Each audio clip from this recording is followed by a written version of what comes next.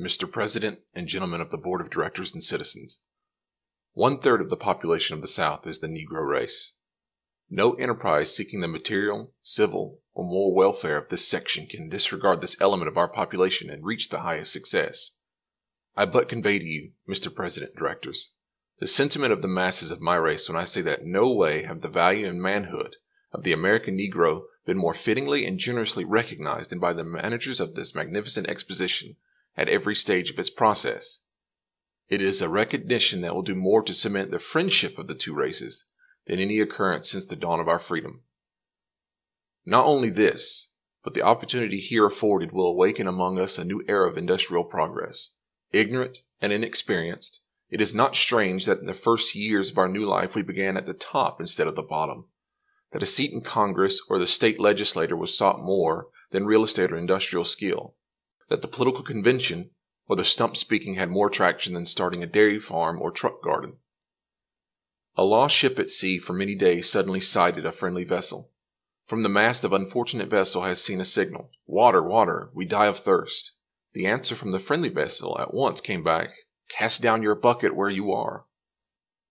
A second time the signal, "Water, water, send us water," ran up from the distressed vessel, and was answered, "Cast down your bucket where you are." And a third and fourth signal for water was answered, "Cast down your bucket where you are." The captain of the distressed vehicle, at last heeding the injunction, cast down his bucket, and it came up full of fresh, sparkling water from the mouth of the Amazon River. To those of my race who depend on bettering their condition in a foreign land, or who underestimate the importance of cultivating friendly relations from the Southern white man, who is their next-door neighbor, I would say, cast down your bucket where you are. Cast it down in making friends in every manly way of the people of all races by whom we are surrounded. Cast it down in agriculture, mechanics, in commerce, in domestic service, and in the professions. And in this connection it is well to bear in mind that whatever other sins the South may be called to bear, when it comes to business, pure and simple, it is in the South that the Negro is given a man's chance in the commercial world. And in nothing in this exposition more eloquent than in emphasizing this chance. Our greatest danger is that in the great leap from slavery to freedom, we may overlook the fact that the masses of us are to live by the productions of our hands, and fail to keep in mind that we shall prosper in proportion as we learn to dignify and glorify common labor and put brains and skill into the common occupations of life, shall prosper in proportion as we learn to draw the line between the superficial and substantial, the ornament gewgaws of life and the useful. No race can prosper till it learns that there is as much dignity in tilling a field as in writing a poem. It is at the bottom of life we must begin, and not at the top. Nor should we permit our grievances to overshadow our opportunities.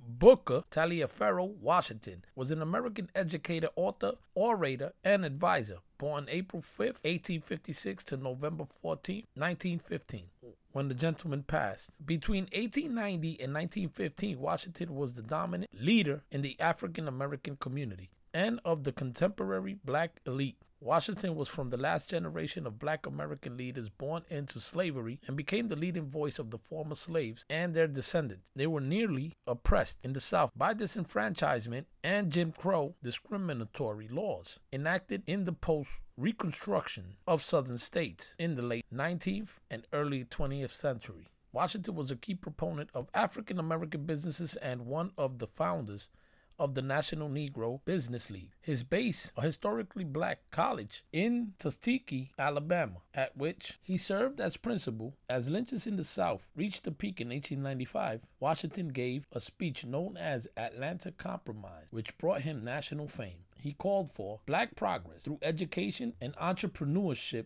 rather than trying to challenge directly the Jim Crow segregation and disenfranchisement of black voters in the South. Blacks were solidly Republican in this period, having gained emancipation and suffrage with President Lincoln and his party. Washington also believed that Americans should concentrate all their energies on industrial education and accumulation of wealth, and the consolation of the South. He valued the industrial education as it provided critical skills for the jobs then available to the majority of African Americans at this time, as most lived in the South, which was overwhelmingly rural and agricultural. An autobiography was written about his humble beginnings from slavery to a free man. So let's get some more information from narrators, authors, and more qualified than me personnel speaking on the behalf of Booker T. Washington, live and currently about him. Editor, roll clips, fair use.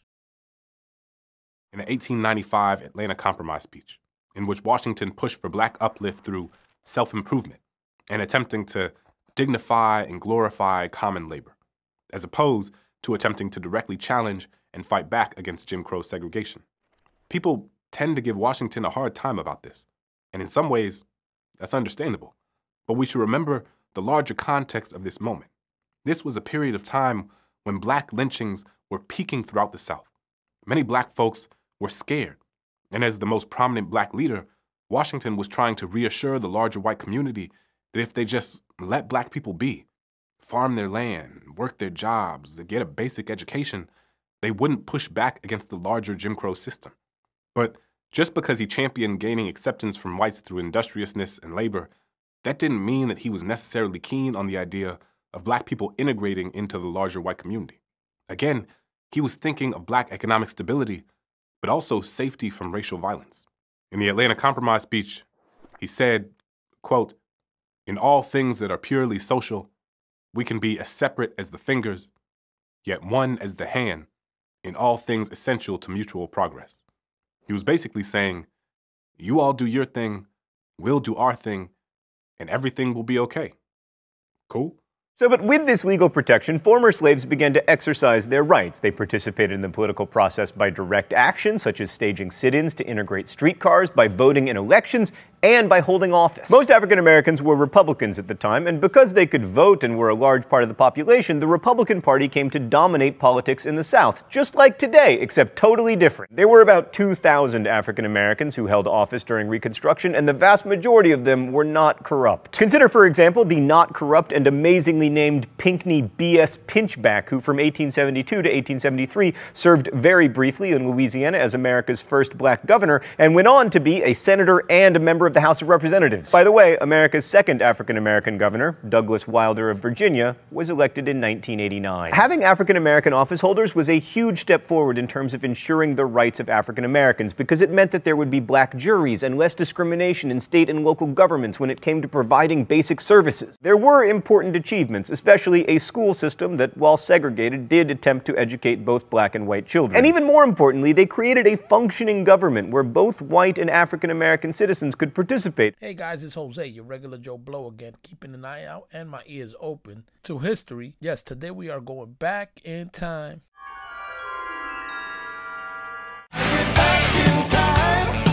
Yes, today we are going back in time to learn from our ancestors how conservative they were. I was lied to for so long by the Democratic Party. It will be my mission to bring light to these lies, as said in Ephesians 5:11, which says, "And have no fellowship with the unfruitful works of darkness, but rather reprove them." Now 6:11 I'll leave up to you guys to read. R.I.P. Mr. Booker T. Washington. Full salute, sir. I will emulate you in my further endeavors. You guys should too. These are great teachings to practice moving forward. Thank you guys as always for the support. Do your own research and seek ye the truth. That's all that we want on this side. No handout. Guys, see you on the next one.